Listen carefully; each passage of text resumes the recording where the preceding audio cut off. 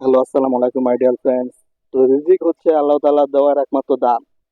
আল্লাহ তাআলা আপনার কপালে যে রিজিক লিখেছেন সেটাই আপনি পাবেন, এর বেশি পাবেন না। এই যে দেখেন একটা কাঁঠাল গাছ, কাঁঠাল গাছটি কিন্তু রাস্তার পাশে দেখছেন। এই কাঁঠাল গাছটি দেখেন কত কাঁঠাল হয়েছে, এখানে দেখেন কত কাঁঠাল হয়েছে। একটু ছোট গাছ, তারপর দেখেন একবার কাঁঠাল হতে হতে আমি গত বছর দেখেছি একবার মাটিতে পর্যন্ত মিশে মিশে গেছে কাঁঠাল, এত কাঁঠাল হওয়া হয়েছে। এই যে দেখেন একেবারে মনে করেন হাত দেওয়া নেওয়া যায়। এই যে গাছে আরো কাঁঠাল আছে, হাত দেওয়া নেওয়া যায় একেবারে রাস্তার সাথে। কিন্তু দেশগ্রামে একটা ভালো দিক কি জানেন?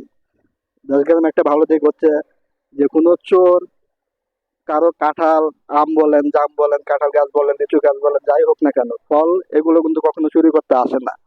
আপনি এই কাঁঠাল গাছ যদি ঢাকা শহরে হতো তাহলে মনে করতেন যে এই যে কাঁঠাল যে এতটুকু সাইজ হয়েছে, এগুলো থাকতো না। কিন্তু দেশগ্রামে এই এই চুরি সিস্টেমটা নাই যে চোরেরা যে কাঁঠাল চুরি করবে, ফল চুরি করবে, তাদের এরকম স্বভাব নেই। দেশগ্রামে হয়তো চোরেরা চুরি করলে কারো বাসায় গিয়ে ডাকাতি করে, এবং মনে করেন কারো বাসায় গরু থাকলে সেই গরু চুরি করতে যায়, কিন্তু কখনো এই যে ফল, গাছের ফল এগুলো চুরি করতে আসে না। কারণ দেশগ্রামে সবারই বাসা কম বেশি মনে করেন গাছগাছালি, ফল গাছ আছে, এই জন্য মনে করেন তারা ফলের প্রতি মনে করেন অত আকর্ষণ না। একেবারে দেখে দেয় রাস্তার সাথে, মানুষকে চাইলে গিয়ে পারতো না এই কাঁঠাল চুরি করে নিতে, কিন্তু এই কাঁঠাল চুরি করতে আসে না।